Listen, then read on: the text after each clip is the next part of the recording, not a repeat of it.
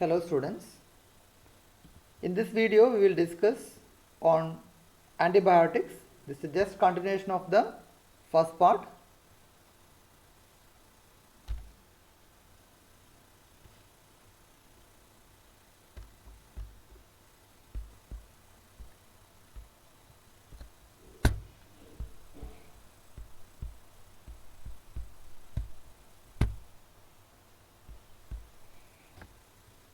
Hi students. In this video we will discuss another topic of antibiotics. This is just continuation of the first part. I think all of you have seen that video. So this is just a continuation of the first part. So we have already discussed the classification.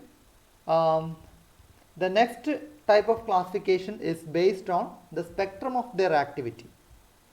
So based on the spectrum of activity, antibiotics can be classified into two categories: broad spectrum antibiotics and narrow spectrum antibiotics.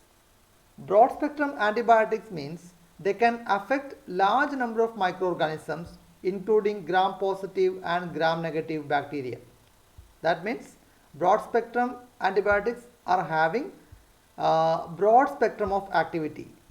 We can use such type of antibiotics against any type of bacteria irrespective of whether they are gram positive or gram negative. Example for such antibiotics are tetracycline, gentamicin, etc.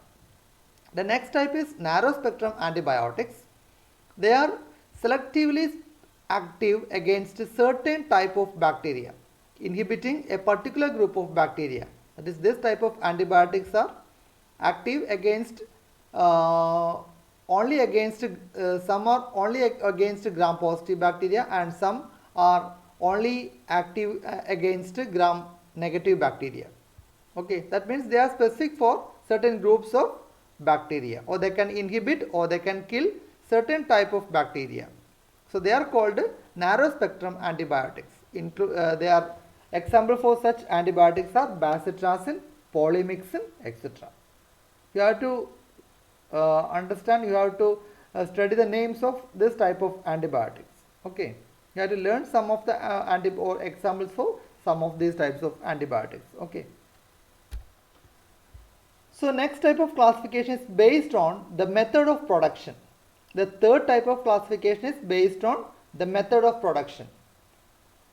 That is based on how they are produced, whether they are obtained naturally or whether they are synthesized or whether they are partially synthesized. Based on that, we can classify antibiotics into three types: natural antibiotics, semi-synthetic antibiotics, or they are called as semi-synthetics, or synthetic antibiotics.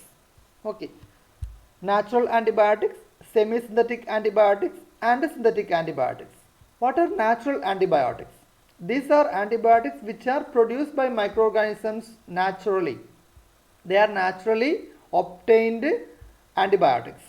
They are naturally occurring antibiotics. They are not synthesized, they are not produced. They are prepared or synthesized by the living microorganisms such as bacteria and different types of fungi. They are naturally occurring antibiotics. This for their existence in their habitat, they produce different types of chemicals. Okay, these chemicals can be used as antibiotics.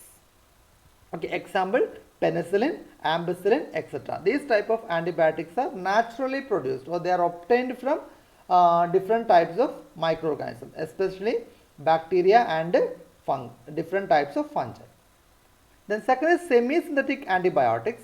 These are produced by microorganisms. They are produced by microorganisms, but they are modified for increasing their activity or for making the antibiotic more effective. Some additions or deletions are made by humans in lab. So this type of antibiotics are called semi-synthetics or semi-synthetic antibiotics. These are produced by microorganisms actually, but are modified in some way in the lab by the addition or deletion of groups. Okay, to make the activity or to make the that particular antibiotic more effective. Okay, to increase the efficiency, some additions or deletions are made, but they are produced by microorganisms only. Okay, they are called semi-synthetic antibiotic. Example for such antibiotic is semi-synthetic penicillin. Okay. Then third type is synthetic antibiotics. These are antibiotics purely synthesized in the lab. They are man-made antibiotic. We can synthesize by joining the chemical molecules, and we can produce as an antibiotic. Okay, the example for such antibiotic is chloramphenicol. So next, so based on whether they are bactericidal or static, there are two types of antibiotics: bacteriostatic antibiotics and bactericidal antibiotic. Bacteriostatic means they can only inhibit the growth of the bacterium. They are not able to kill completely. They are called bacteriostatic. Example, tetracycline, streptomycin, etc. Bactericidal antibiotics are those antibiotics they can completely kill the microbes by various mechanisms. We have already studied different mechanisms. Based on such mechanism, these type of antibiotics can completely kill bacteria. They are called bactericidal. Example, bacitracin, penicillin, etc.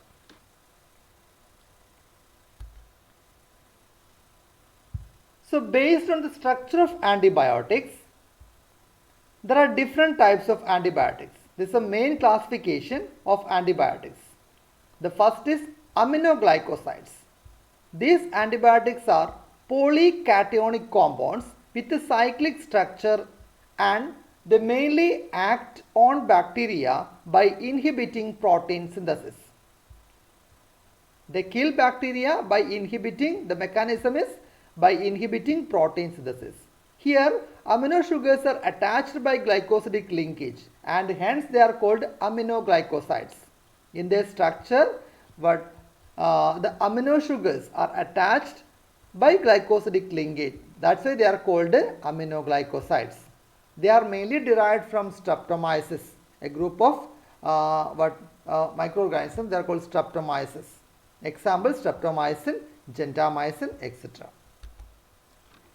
The second type based on the chemical structure is beta-lactam antibiotics.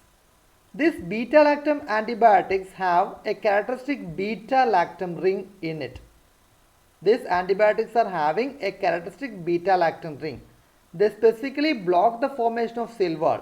This beta-lactam antibiotics like penicillin, cephalosporin, they inhibit the bacterial growth or kill the bacteria by specifically blocking the formation of cell wall.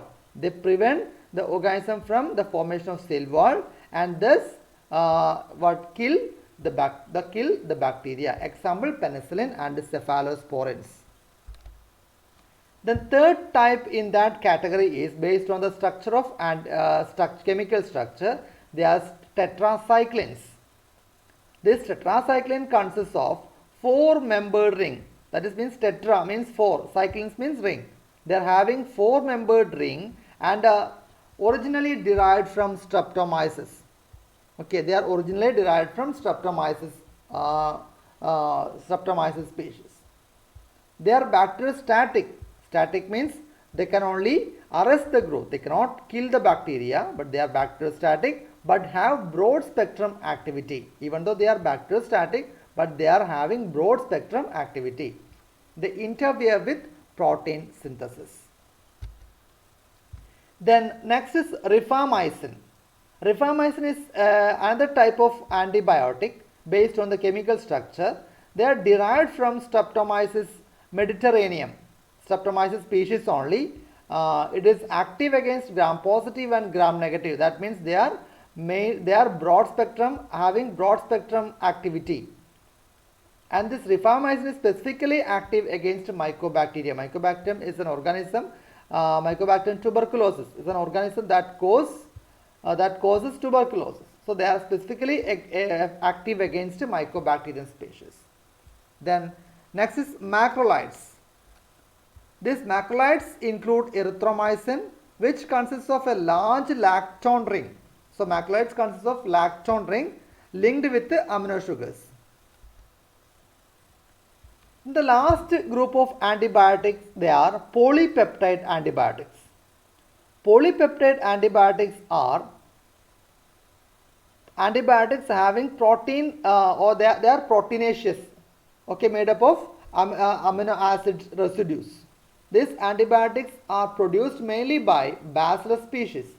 This polypeptide antibiotics are produced by different species of Bacillus. They are produced by bacteria only. They are active against both gram positive and gram negative. That means they are having broad spectrum of activity. Example for such antibiotic is bacitracin from Bacillus subtilis, is a common organism, common bacteria. Then polymyxin is also a polypeptide antibiotic. Sometimes it is asked, maybe asked as a 1 mark question. Write an example for a polypeptide antibiotic. This bacitracin or polymyxin. So that's all about this antibiotics. Thank you.